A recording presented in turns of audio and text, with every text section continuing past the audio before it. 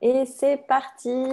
Bonjour à tous. Bonjour, Bonjour Enaël. merci de nous rejoindre pour ce webinaire de samedi matin. Oui, avec Enaël, on avait prévu un atelier sur la charge mentale et en fait, avec tout ce qui se passe, on a Et oui, on a dû annuler. de le reporter et on voulait vous proposer en fait un atelier sur la gestion du stress et comment revenir en fait à l'apaisement. C'est ça, comment retrouver un peu d'apaisement en situation où on se sent un petit peu débordé par nos émotions, où ça commence à devenir un peu difficile à gérer tout ça. Donc, on va d'abord se présenter chacune et ensuite vous parler aussi un petit peu du déroulé de l'atelier. Donc, Oui, moi, je suis Elodie Petitjean, je suis coach holistique et énergéticienne. Ça fait maintenant 2 ans et demi que je pratique, hein, c'est une reconversion. Avant, j'étais dans le salariat, j'étais directrice des achats et en fait, suite à 2 burn-out, j'ai eu envie et le besoin en fait de changer totalement de vie. Et ensuite, j'ai eu un gros souci de santé qui m'a amené vraiment faire un gros travail sur moi et c'est là qu'est apparu les outils que j'utilise aujourd'hui, que ce soit la question, le FT, les outils d'Access Consciousness. Et vraiment, l'idée, c'est de pouvoir transmettre ces outils pour que chacun puisse justement reprendre son pouvoir et soit vraiment aligné avec ce qu'il a envie d'être et de créer sur Terre. super. Et ben moi, je suis Enaël Deschamps, donc Caroline, elle me connaît, donc je suis naturopathe depuis, oui, presque 3 ans maintenant. Donc c'est une reconversion aussi.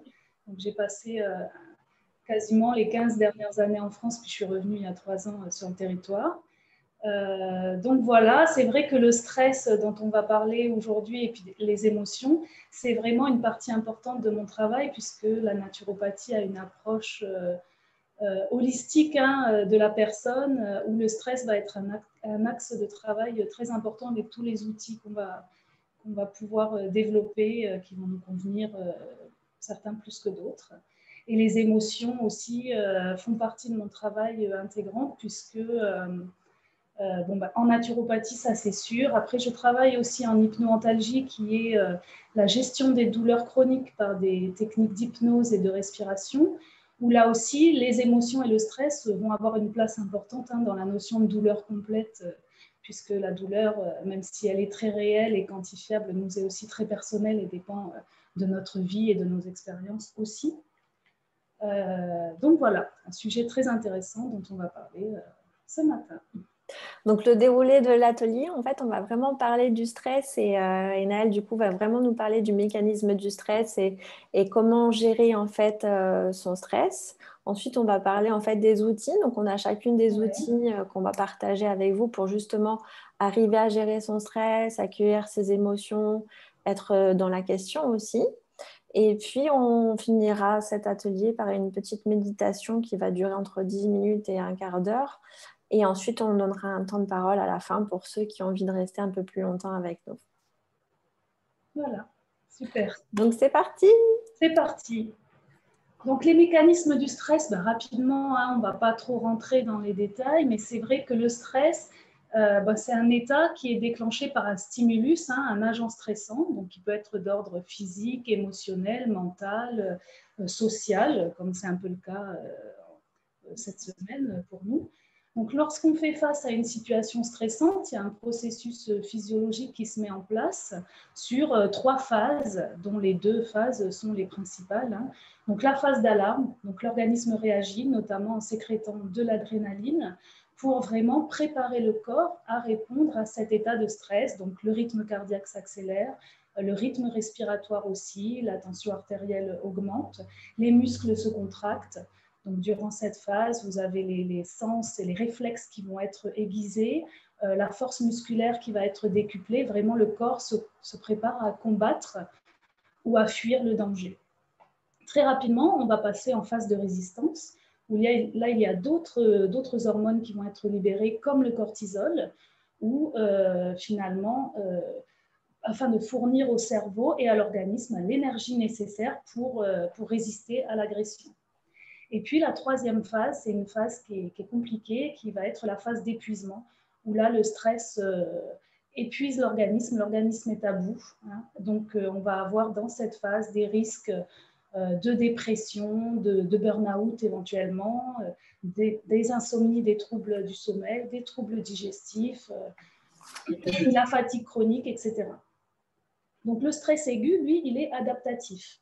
Donc il est vraiment provoqué par un événement inhabituel, une situation menaçante, comme effectivement stressante, vraiment comme c'est le cas cette semaine par exemple. Et puis, les symptômes liés au stress aigu, ils vont être temporaires. Hein. Donc, ça peut être un manque de concentration, une agitation un petit peu, ou au contraire, un peu de tristesse, de l'abattement. Ils sont temporaires et normalement, ils disparaissent une fois que l'événement stressant est passé.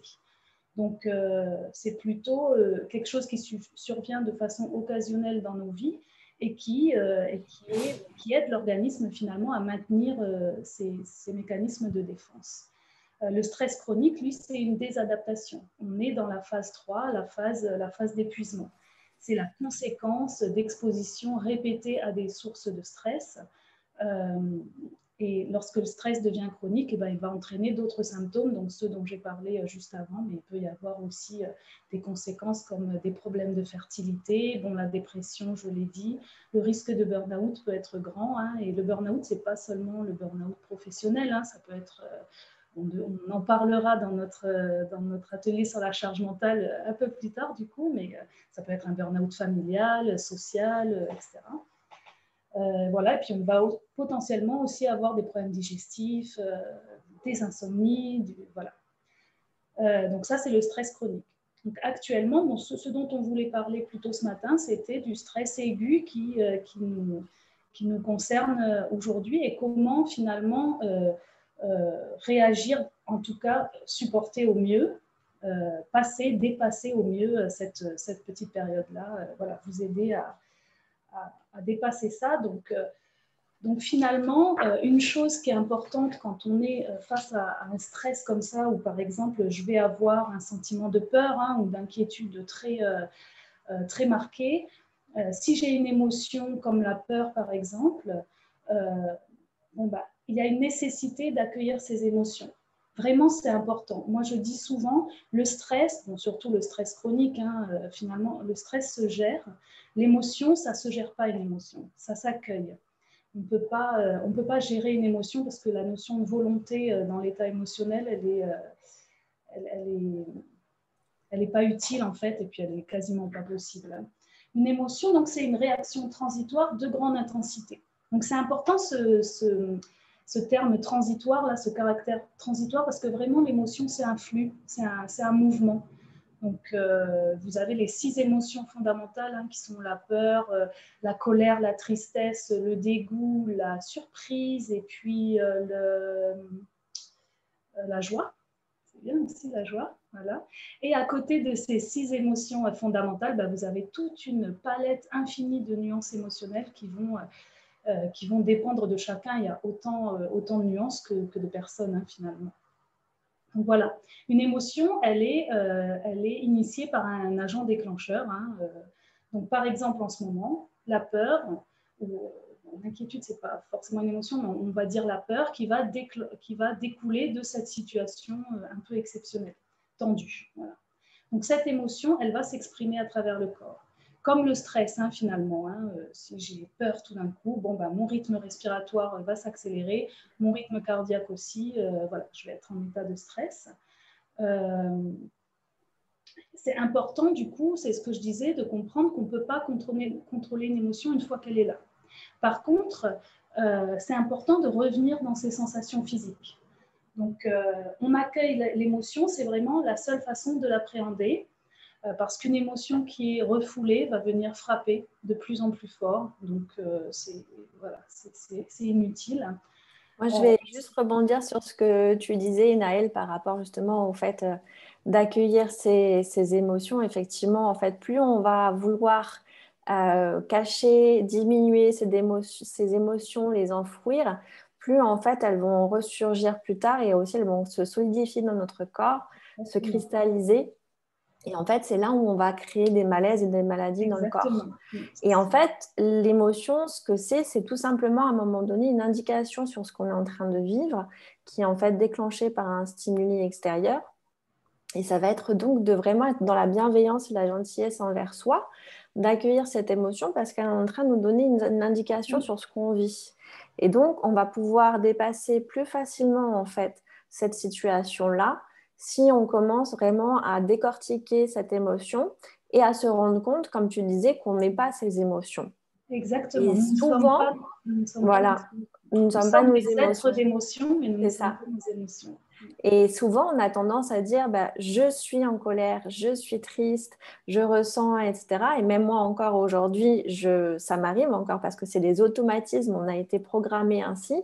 On nous a toujours dit, je pense, donc je suis, mais toutes nos pensées ne sont pas réelles et on n'est pas nos émotions. Donc c'est aussi d'aller corriger ça et de dire, bah, là, je ressens de l'angoisse, je vais ressentir de la peur, je vais ressentir de la tristesse et de savoir que c'est effectivement un effet un état qui est passager, qu'on ressent avec le corps.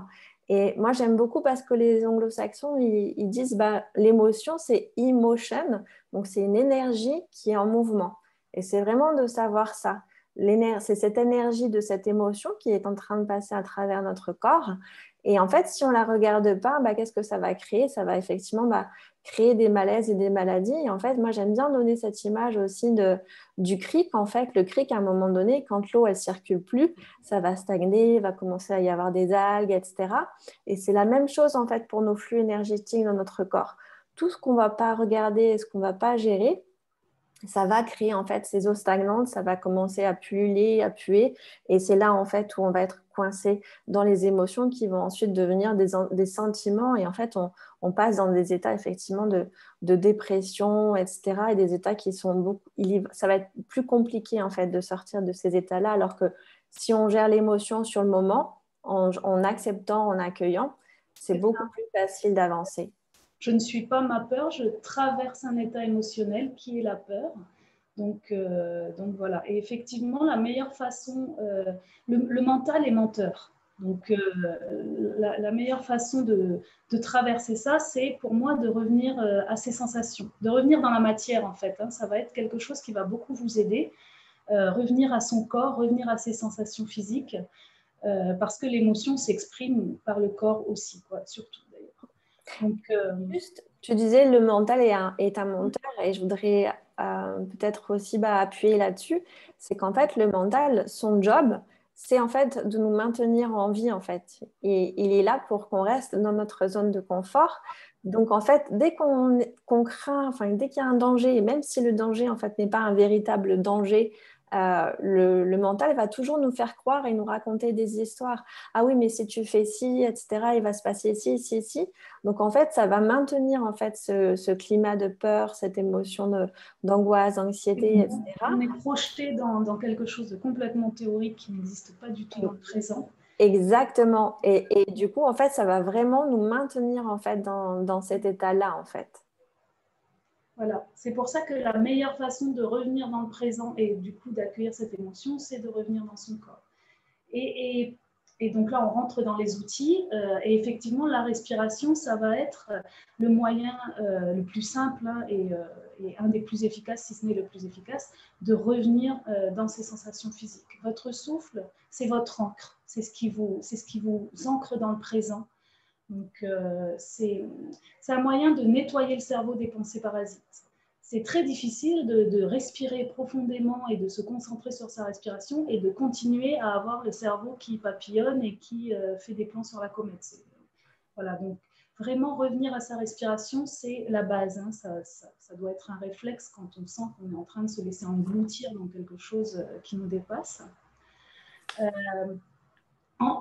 C'est vrai qu'en se concentrant sur sa respiration, donc on va détourner un petit peu l'attention du cerveau. Et puis aussi, on va agir sur la tension musculaire. On va détendre un petit peu au niveau musculaire, ce qui va aider bien sûr à traverser cet état plus facilement. Donc moi, il y a un exercice que j'affectionne particulièrement quand on a une angoisse ou une sensation, enfin, une émotion vraiment désagréable comme la peur ou quoi, c'est l'exercice de visualisation du cœur.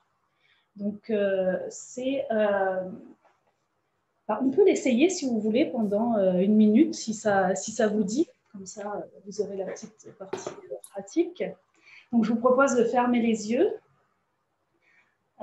Voilà, et puis de vous concentrer déjà sur votre respiration, donc en inspirant profondément plutôt par le nez, et puis en expirant doucement par la bouche, comme si vous souffliez dans une paille. Et vraiment, c'est votre rythme à vous, au rythme naturel de votre respiration, une respiration qui doit être ample, profonde, mais agréable. On ne force pas l'expiration au-delà du confort, ni l'inspiration. Voilà, et tout en continuant à respirer comme ça profondément, j'inspire par le nez, j'expire par la bouche, vous allez essayer de visualiser votre cœur, donc, qui est dans votre poitrine, et le visualiser de la façon dont vous le souhaitez. Donc ça peut être un cœur en tant qu'organe, mais ça peut être aussi un fruit, ça peut être un ballon de la couleur que vous souhaitez. Vraiment, vous pouvez visualiser ce cœur dans votre poitrine de la façon qui vous plaît. Voilà, et vous continuez à respirer comme ça et vous allez inspirer par le nez profondément et imaginez que ce cœur, cette visualisation de votre cœur, donc gonfle, grossit, se remplit d'oxygène à chaque inspiration et à chaque expiration se dégonfle, rétrécit, se vide de tout l'oxygène.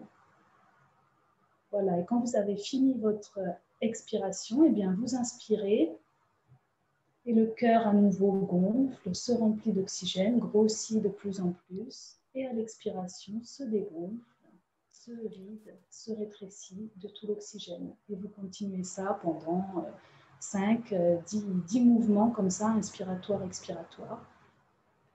Voilà, donc ça c'est un exercice que j'affectionne beaucoup, qui permet de revenir à soi, qui associe la respiration profonde, qui nous remet un petit peu dans nos sensations physiques, et la visualisation en mouvement comme ça, qui calme pas mal le système nerveux. Donc ça c'est un petit outil. Je suis angoissée, hop, je ferme les yeux, je respire de cette façon-là. Il y a d'autres exercices de respiration qui vont être intéressants. Il y a bien sûr la cohérence cardiaque dont je parle tout le temps. D'ailleurs, cet exercice-là de visualisation du cœur est un dérivé qu'on utilise en hypnoantalgie, qu'on appelle la cohérence cardiaque antalgique. Donc voilà, la cohérence cardiaque, mais qui est un rituel à mettre en place au quotidien pour vraiment avoir des effets intéressants. Et vous avez aussi, en cas d'angoisse ou alors quand on n'arrive pas à dormir et qu'on a le mental qui tourne, l'exercice du 4-4-6-2, qui est un exercice que je trouve assez hypnotique et qui est très intéressant voilà, quand le mental ne se calme pas. J'inspire pendant 4 secondes, je bloque ma respiration pendant 4 secondes, j'expire pendant 6 secondes et je bloque poumon vide pendant 2 secondes. Et je recommence comme ça. Donc voilà, le fait de compter et de respirer, ça induit un calme hypnotique qui est très intéressant avant de dormir, quand on a du mal à s'endormir, à lâcher prise, à se détendre. Donc la respiration, c'est vraiment le premier outil en cas je me sens submergée par l'émotion, là, comment je peux faire? J'accueille mon émotion par la respiration en revenant à moi, en revenant à mes sensations. Ensuite, qu'est-ce qu'on a comme outil, Élodie? On va avoir l'écriture. Ça, c'est un outil qu'on affectionne toutes les deux, ou ce qu'on appelle le journaling. C'est vraiment, en fait, l'écriture, ça va nous permettre de poser par écrit, en fait, tout ce qui se passe à l'intérieur de nous. Donc, on va faire sortir de soi les pensées encombrantes, tout ce qui peut nous faire peur. Et moi, ce que j'aime aussi dans l'écriture, c'est qu'effectivement, on le pose sur papier et c'est plus à l'intérieur de nous. C'est ça. C'est plus quelque chose qui va nous ronger de l'intérieur et ça va nous permettre aussi de prendre du recul par rapport à des pensées qui peuvent être anxiogènes ou des pensées qui peuvent être toxiques pour nous-mêmes.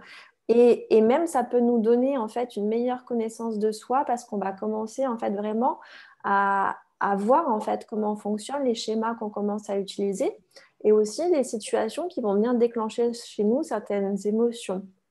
Je ne sais pas si tu as envie de rajouter quelque chose par rapport. Oui, non, c'est exactement ça. C'est vrai que sur le moment, l'écriture va permettre de se dissocier vraiment de de l'agent anxiogène en lui-même. Donc, je lâche sur le papier tout ce qui m'angoisse, par exemple, sans chercher à faire de figures de style, sans faire attention au vocabulaire, aux fautes d'orthographe, etc. Ça, on s'en fiche. Ça peut être une suite de mots les uns après les autres, sans aucun... voilà. Mais effectivement, c'est une bonne façon de libérer le cerveau des pensées parasites. Et c'est vrai qu'avec la pratique, donc sur le moment, ça va être quelque chose d'intéressant ponctuellement. Et si vous prenez l'habitude de faire ça de façon régulière, même 10 minutes par jour, même si ce n'est pas en situation de stress, mais allez, 10 minutes par jour, je me pose et j'écris ce que je ressens, vous allez effectivement, comme disait Elodie, avoir un recul sur votre façon aussi de fonctionner et ce qui peut déclencher ou pas des états émotionnels. Et ça peut être 5 minutes le matin et 5 minutes le Ah soir. oui, c'est... Et là, c'est vrai qu'on est dans une situation en fait d'incertitude, il y a un climat un petit peu d'angoisse et de peur. Donc, bien évidemment, l'écriture, c'est pas forcément d'écrire et de poser par écrit que ce qui nous angoisse. C'est aussi d'utiliser ce moment d'écriture pour avoir de la gratitude pour tout ce qui s'est passé dans votre journée, tous ces petits moments de magie, toutes les personnes qui ont pu contribuer. Parce qu'en fait, de toute façon, ce sur quoi on va concentrer notre attention va grandir. Donc, si on ne voit que les problèmes et les choses négatives, c'est ce qui va prendre la place. Alors que si on pose par écrit, bah voilà, il y a ça qui m'a enquiquiné, qui m'angoisse, etc. Et en même temps, il y a aussi ça qui s'est passé dans ma journée, qui a été magique, merveilleux, etc. Et des fois, ça peut être juste de prendre un café sur sa terrasse et de voir les papillons, d'entendre les oiseaux, ou juste une personne qui prend des nouvelles de nous.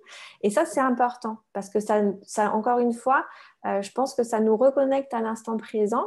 Et les jours où on ne va pas très bien, bah, c'est aussi en fait un moyen d'avoir en fait une source de moments sympas en fait dans notre vie. C'est quelque chose en fait qu'on va pouvoir reconsulter après.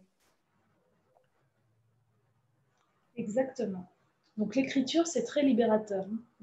C'est une bonne habitude à prendre, je trouve. Ouais, ça peut être casse-pied au début, mais après on devient vite accro. Et on n'a besoin que de 5 minutes par jour. Et comme tu disais, voilà, on n'a pas besoin d'être non, un on grand n'est pas en train écrivain. d'écrire un roman, quoi. C'est ça. C'est juste pour vous. On s'allège, hein, j'allège le mental, j'allège mon esprit, quoi. Ouais. Je dépose sur le papier les choses qui m'encombrent. C'est vraiment ça. Ensuite, le prochain outil dont on avait envie de parler, c'était le contact avec la nature. Oui, alors ici, c'est vrai qu'en plus, on a la chance de pouvoir relativement facilement sortir et être en contact direct avec la nature. Il y a des études qui ont confirmé que se mettre au vert, voilà, sortir dans la nature régulièrement permettait vraiment de trouver l'apaisement plus facilement et d'avoir des émotions, de réguler les émotions, voilà, plus facilement. Il y avait une étude qui avait d'ailleurs été faite sur des marcheurs et qui comparait des marcheurs en forêt et des marcheurs urbains. Et c'est vrai que les marcheurs qui marchaient dans la forêt étaient beaucoup plus zen, beaucoup plus calmes que ceux qui marchaient en zone urbaine. Ouais. Donc le simple fait de... Pardon. Non, vas-y. Je disais, le simple fait de sortir de chez soi, même dans son jardin, et puis voilà, après il y a le jardinage, etc. Le contact avec la nature, c'est pas forcément aller en forêt, mais toucher la terre, le toucher, ça va être important aussi, toujours pour se reconnecter à ses sensations physiques. Toucher un tronc d'arbre, vraiment être en contact physique avec la nature, c'est quelque chose qui est très, très apaisant. C'est exactement ce que je voulais dire. Oh, ben voilà. Donc ensuite, il va y avoir la calinothérapie. Donc en fait, c'est prouvé maintenant que oui, c'est vrai. À quelqu'un, ça va venir en fait vraiment nous apaiser. Alors quelqu'un que vous appréciez, hein, c'est oui. Mais oui. Ouais. Et vraiment, on n'a besoin que de quelques secondes par câlin. Hein. Donc, vous n'êtes pas obligé d'aller sur votre trottoir et avec la pancarte Free Hugs pour en avoir. Mais effectivement, voilà, le corps, il a besoin de toucher, il a besoin d'être en contact et ça va être une façon vraiment d'apaiser son corps. Est-ce que toi, tu as envie de parler du coup de ce qui se passe au niveau des réactions à Il y a l'intérieur? des réactions physiologiques qui s'enclenchent, qui vont être le contraire du stress. Hein. Le rythme cardiaque diminue, le rythme respiratoire s'apaise. Donc effectivement, il va y avoir un apaisement physique qui est effectif. Hein. Il y a la production de cortisol aussi qui va diminuer avec les câlins. Donc, en cas de stress intense, un petit câlin à son loulou, à son chéri, ça fait toujours du bien. Voilà, à son ami, ouais, carrément. Ça apaise, hein. Vraiment, c'est un pouvoir apaisant qui est important. Voilà, après, il y avait d'autres outils, mais que vous connaissez sûrement, comme rire. Hein.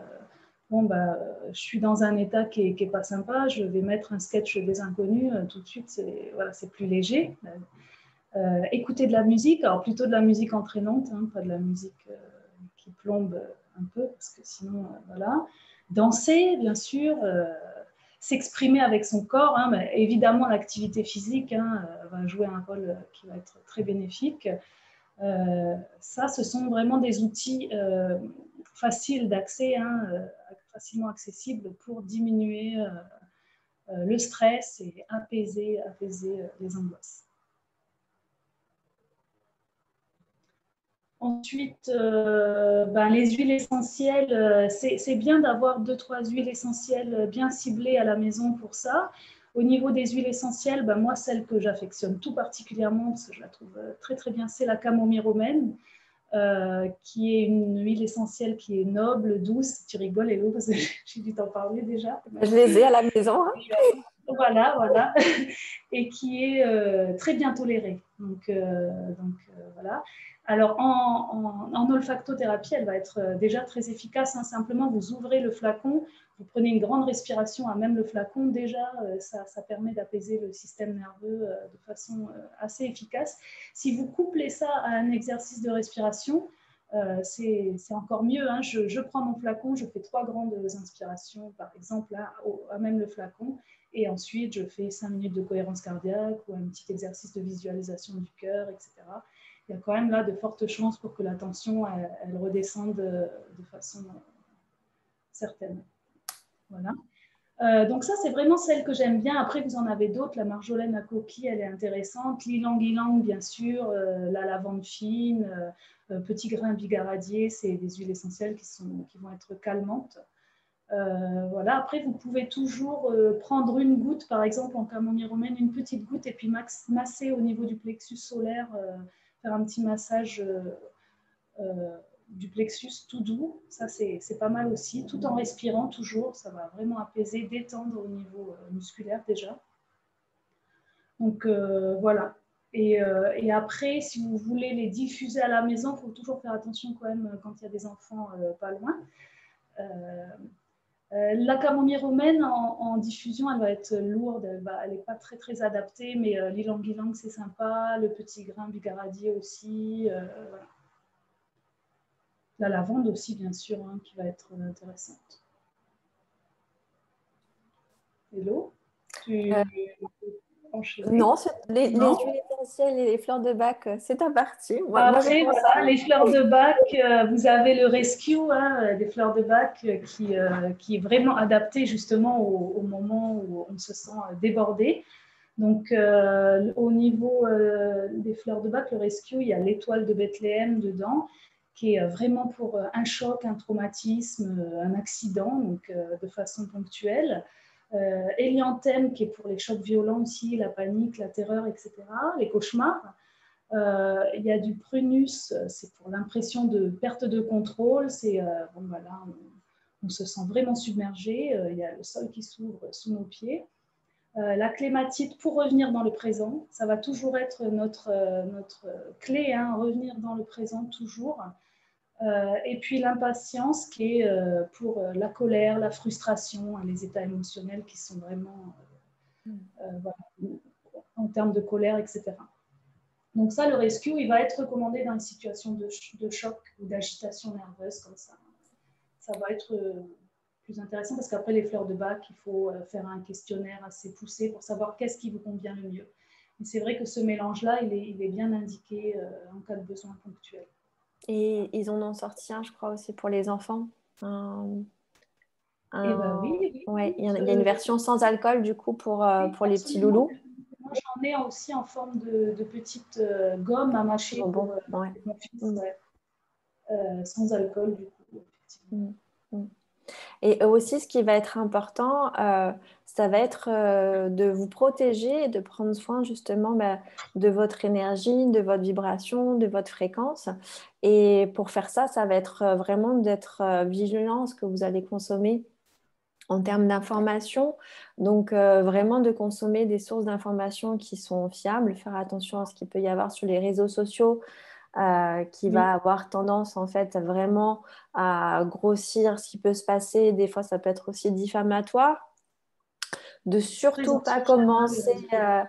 ouais, ça, c'est très très anxiogène aussi de commencer sa journée avec le Mm. téléphone, hein. C'est vraiment si on peut avoir le téléphone en dehors de la chambre. Alors, je sais qu'aujourd'hui c'est compliqué parce qu'on s'en sert comme réveil aussi, mais au moins d'être en mode avion et de pas en fait avoir ce réflexe d'aller consulter, ok, qu'est-ce qui s'est passé pendant la nuit, etc.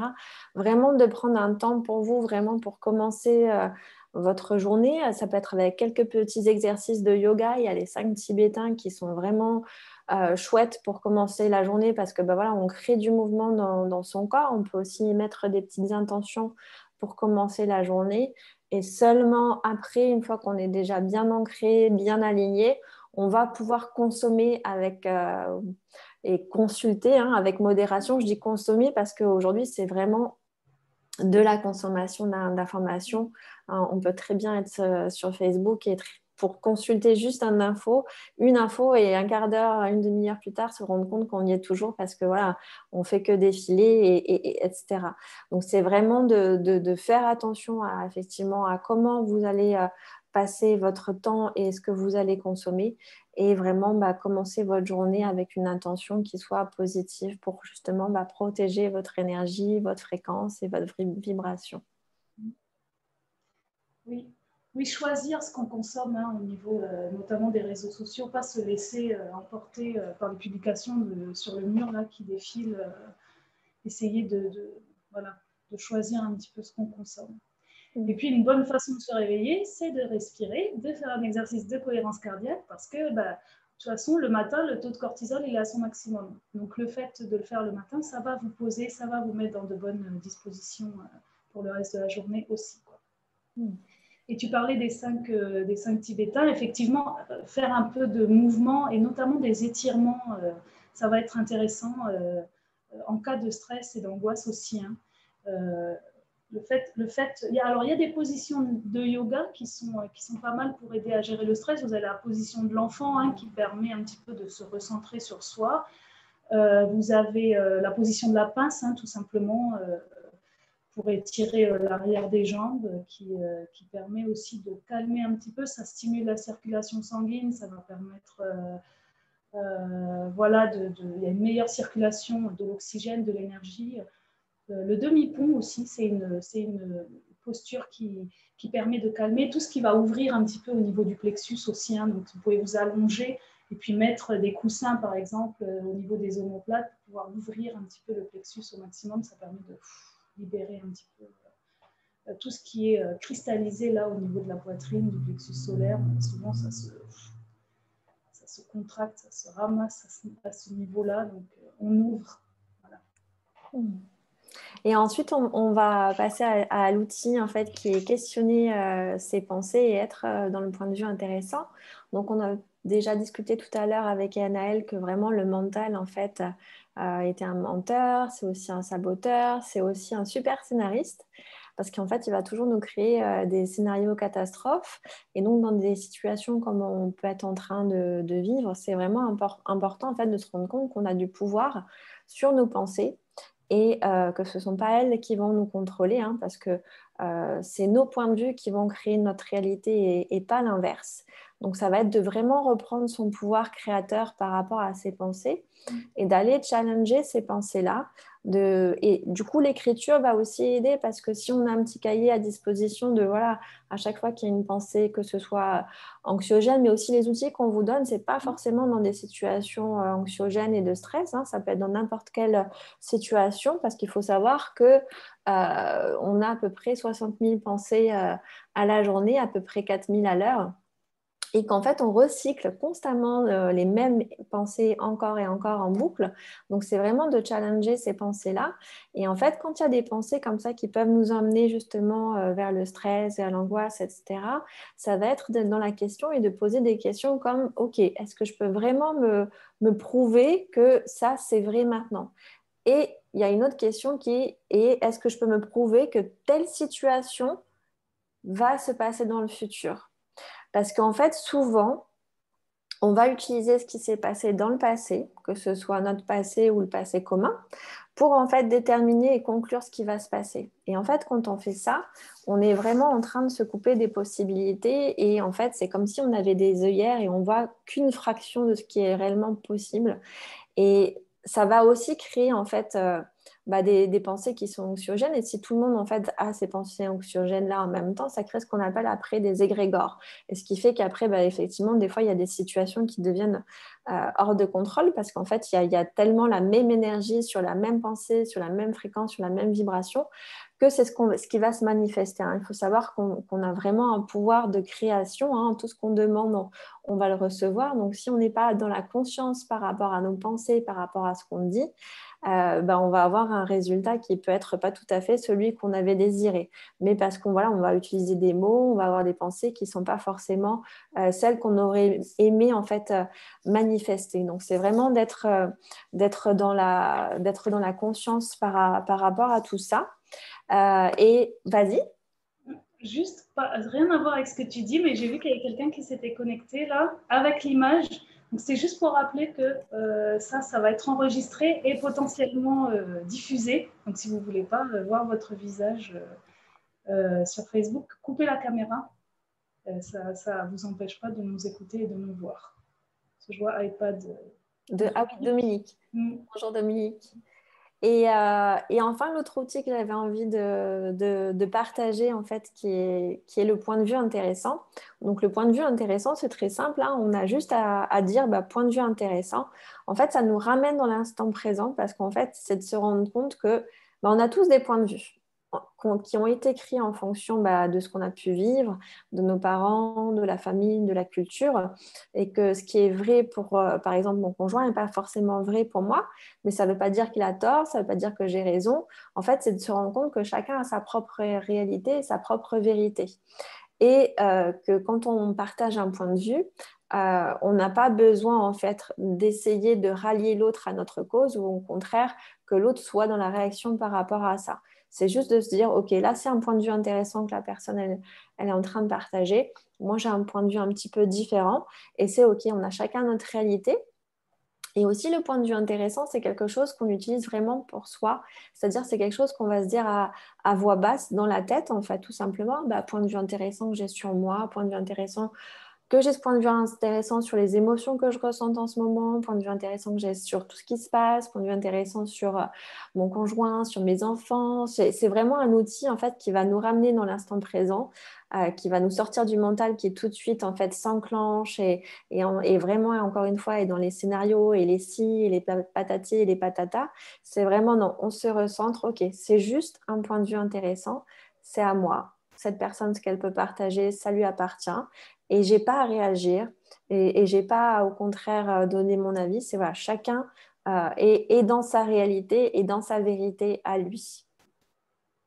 Oui, ça permet de se rendre compte que ce sont des perspectives en fait. Hein. Exactement. Ça ouvre un petit peu, effectivement. Exactement, ouais. Ensuite, il y a l'EFT. Oui. Je ne sais pas si vous en avez déjà entendu parler. L'EFT, c'est une technique de libération des émotions. Ça s'appelle aussi le tapping, en fait. Donc, c'est une méthode psychocorporelle de gestion du stress. Donc, ça va nous permettre des mots sur les mots MAUX qu'on peut en fait ressentir et ça va nous permettre de nous libérer en boostant notre confiance et notre estime de soi. Donc, pendant en fait ce qu'on appelle une ronde d'EFT, en fait, il y a tout un protocole. On va visualiser et verbaliser la source du stress. en stimulant des points d'acupressure, hein. Donc, je vais pas faire un gros discours sur le FT, mais vous allez pouvoir trouver sur Internet et aussi dans l'email, on vous enverra une petite routine de FT justement en cas de forte anxiété et d'angoisse. Mais en fait, les points d'acupressure, ils sont sur des méridiens qui sont sur le système électrique et du coup, bah, tout de suite, on va se sentir beaucoup plus détendu, le calme va revenir et on va calmer le système nerveux autonome. Et tout à l'heure, tu disais, voilà, Enaël, que le stress, c'est vraiment une question de perception. Et effectivement, avec le FT, on va verbaliser et on va nous demander aussi de mettre en fait un niveau d'intensité sur ce qu'on ressent. Donc, ça va vraiment nous permettre en fait de manière cognitive de parler en fait du stress et de gérer son stress.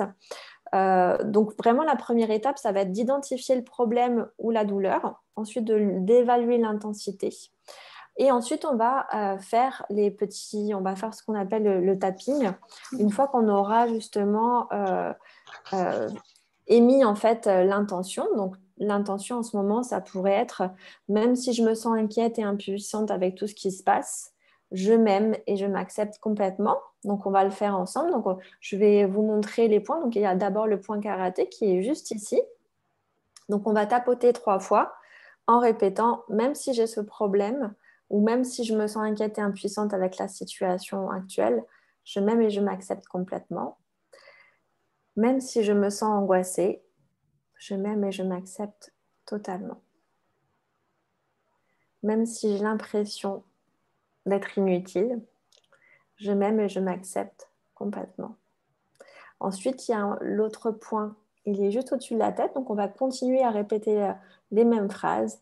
Même si je me sens inquiète et impuissante, je m'aime et je m'accepte complètement. Ensuite, on va aller au coin de l'œil. Même si je me sens inquiète et angoissée, je m'aime et je m'accepte totalement.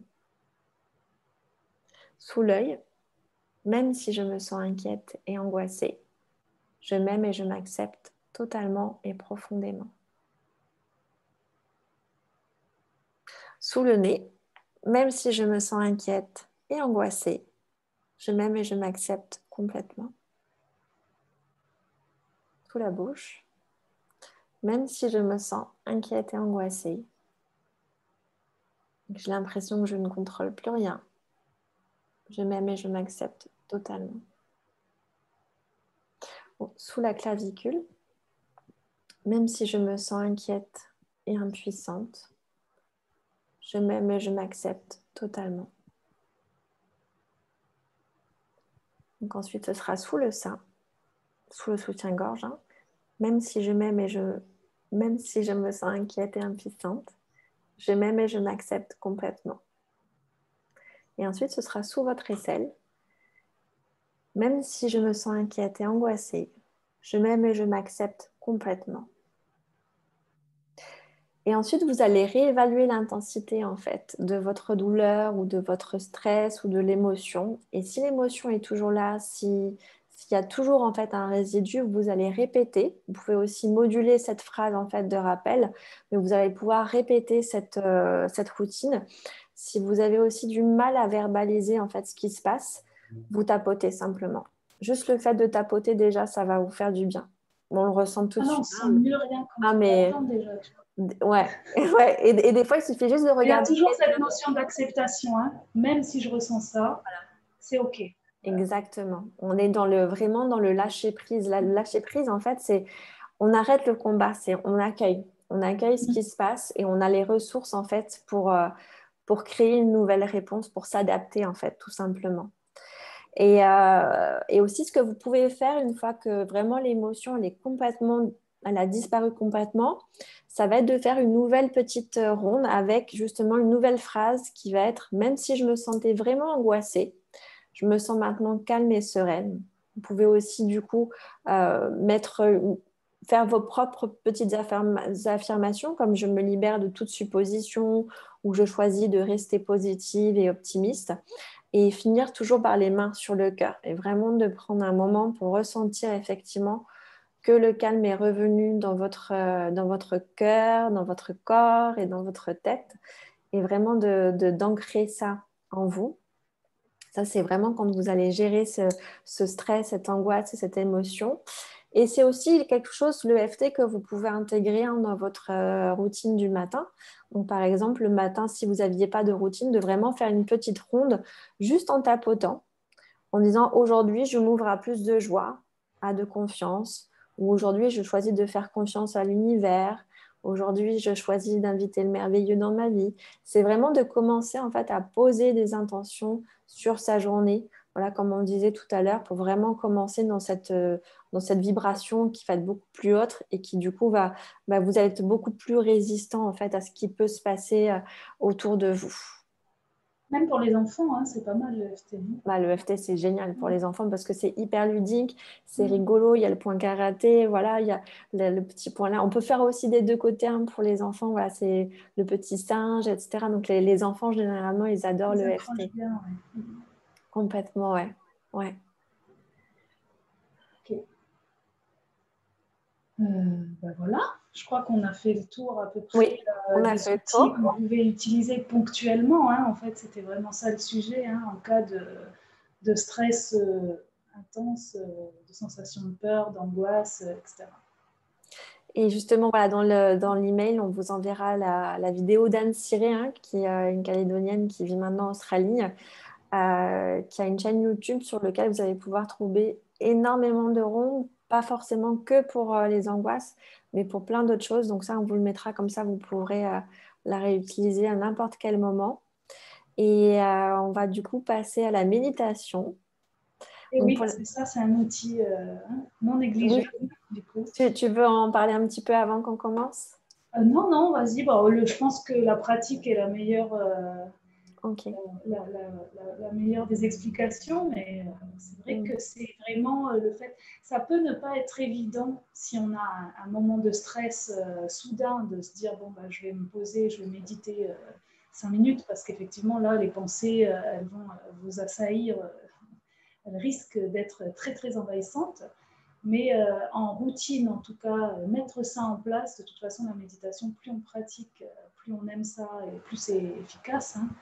Donc, c'est vraiment quelque chose à mettre en place. Pareil, hein, on n'est pas obligé de méditer forcément une demi-heure par jour, hein. On peut mettre en place des petites choses. L'important, c'est vraiment la régularité. Donc, je médite 5-10 minutes par jour. Je prends ce temps-là pour moi. Et encore une fois, vous pouvez toujours coupler les outils ensemble pour plus d'efficacité, hein. Je respire, après je médite. Voilà.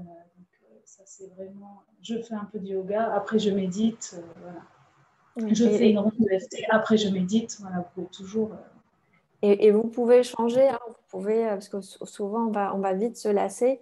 Et du coup, voilà, ça va être vraiment de changer, d'utiliser les outils qui vont être faciles, joyeux pour vous.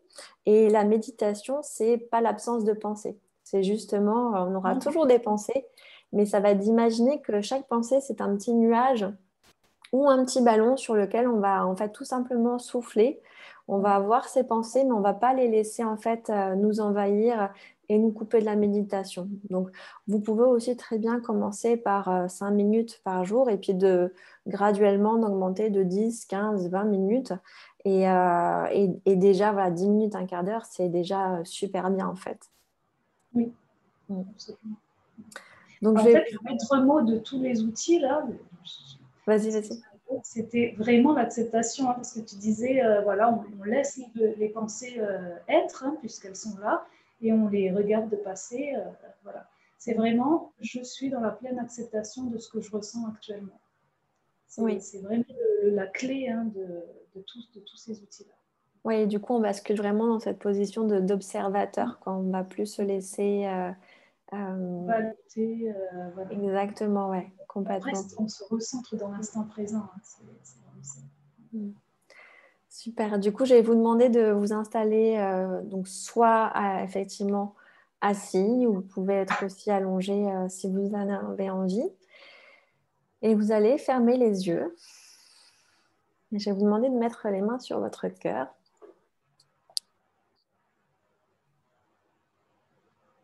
et de vous remercier pour ce moment que vous prenez pour vous, pour faire le calme, pour méditer. Donc pour commencer, je vais vous demander de faire un scan de votre corps en partant du sommet de votre crâne.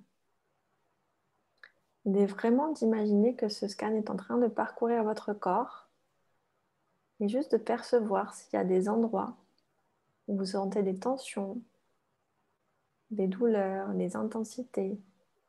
Est-ce qu'il y a des choses qui coincent dans votre corps? Et c'est juste d'en prendre conscience, sans aucun jugement, de vraiment d'observer ce qui se passe dans votre corps. Et c'est vraiment le moment de se reconnecter avec son corps. Le corps qui nous donne des informations 24 heures sur 24 sur ce qui se passe à l'intérieur de nous et aussi à l'extérieur de nous. Le corps est beaucoup plus conscient que ce qu'on croit.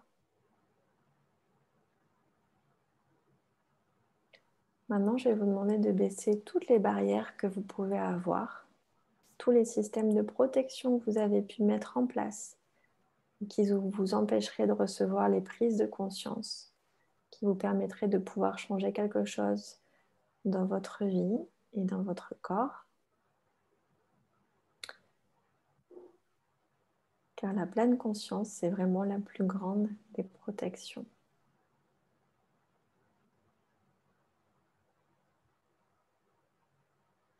Maintenant, je vais vous demander de prendre 3 respirations complètes.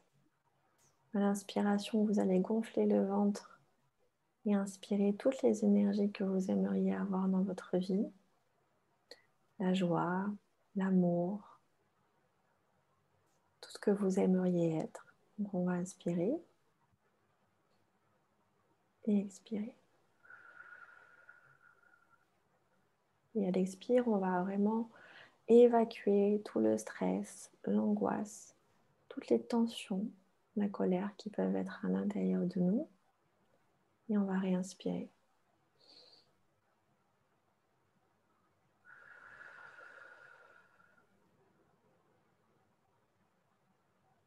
Sans aucun jugement par rapport à sa respiration.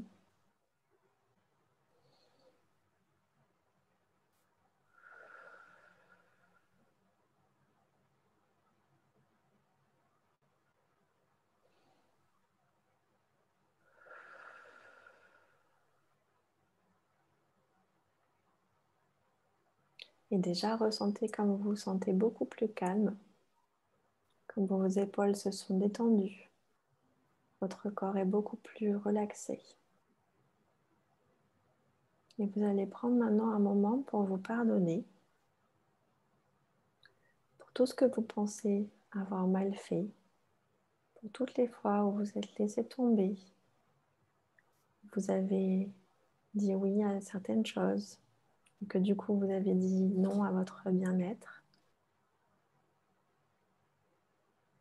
C'est le moment vraiment de reconnaître que vous êtes un être merveilleux et de ne plus vous définir par rapport à votre passé, à ce qui s'est passé avant. C'est vraiment de regarder ce qui est possible pour vous et de savoir que tout ce qui s'est passé avant, vous l'avez choisi en fonction de qui vous étiez à ce moment-là et des outils que vous aviez à votre disposition. C'est vraiment le moment d'être dans la bienveillance et la gentillesse envers vous-même. Vous êtes merveilleuse, vous êtes merveilleux et vous êtes un être d'exception. Maintenant, je vais vous demander de visualiser une source d'énergie qui va arriver par le sommet de votre crâne. Cette source d'énergie, c'est l'amour qui va rentrer par votre tête et telle une vague, elle va venir nettoyer en fait tout ce qui pourrait venir vous polluer, tout ce qui pourrait être coincé dans votre corps et qui vous empêcherait d'être totalement vous et de ressentir et de vibrer totalement l'amour. Donc laissez cette énergie descendre et venir nettoyer. Encore, ça passe dans les poumons, le ventre, le bassin, les jambes. Ça va ressortir par vos pieds et rejaillir dans la terre. La terre va venir nettoyer et transmuter sans aucun point de vue tout ce que vous venez de libérer. On va profiter de cet instant pour se connecter à la terre, à cette source d'énergie, d'amour inconditionnel et qui est disponible à n'importe quel moment. Maintenant, je vais vous demander de faire le flux inverse et de tirer l'énergie de la terre, de tirer l'énergie de l'amour à travers vos pieds, vos chevilles, vos jambes et de laisser cette énergie remonter dans tout le haut de votre corps, votre ventre, les poumons, le thymus, la gorge et rejaillir par le sommet de votre crâne. Et ressentez tout cet amour qui se déverse tout autour de vous, qui vient tout nettoyer tout autour de vous. Maintenant, je vais vous demander de tirer l'énergie à travers vos mains. Cette énergie va remonter le long de vos bras, passer par les épaules. Et vous allez libérer tout ce que vous pouvez porter sur vos épaules, tout ce qui vous alourdit. Et laissez maintenant l'énergie descendre dans vos poumons, le ventre, les jambes, vos pieds. Et déversez tout ceci dans la terre. Une dernière fois, on va se connecter à la terre, faire le plein d'énergie. Et maintenant, faire le flux inverse. On va tirer l'énergie à travers nos pieds, nos jambes. On va laisser une dernière fois l'énergie venir nettoyer chaque molécule, chaque cellule de notre corps, de tout ce qui pourrait être anxiogène, angoissant. Et on va laisser cette vague remonter jusqu'au sommet des épaules et laisser couler à travers nos bras, nos mains. Et maintenant, vous ressentez complètement ces 4 flux d'énergie dans vos mains, vos pieds, le sommet de votre tête. Vous vibrez totalement l'amour.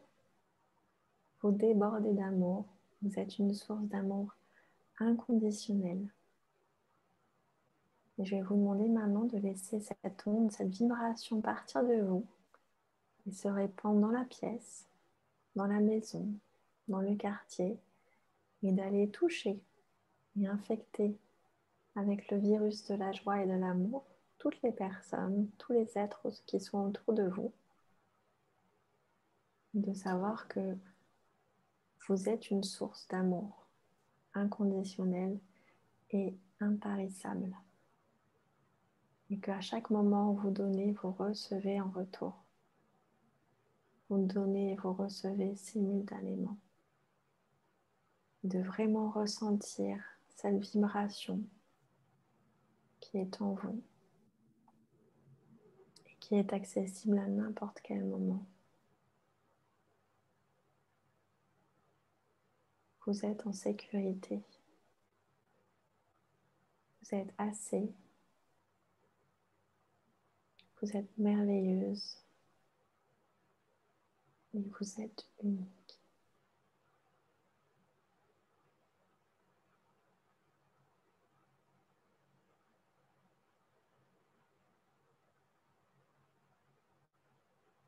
Et laissez toutes ces vérités s'infuser dans chaque partie de votre corps, de votre être.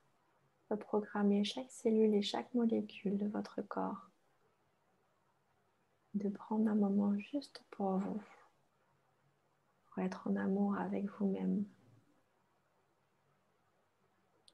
Vous êtes amour, vous êtes aimé, vous êtes aimable et vous êtes aimante.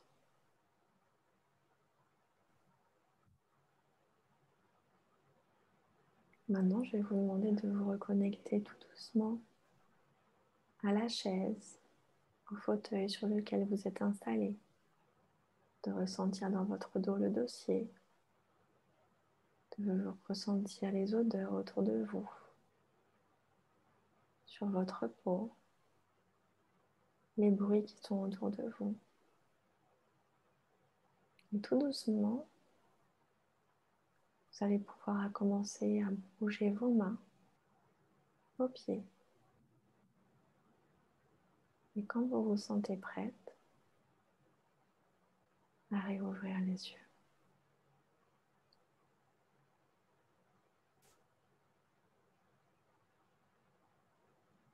Merci. Merci Elodie, c'était super. Avec plaisir. Ouais. Merci à vous. Chouette.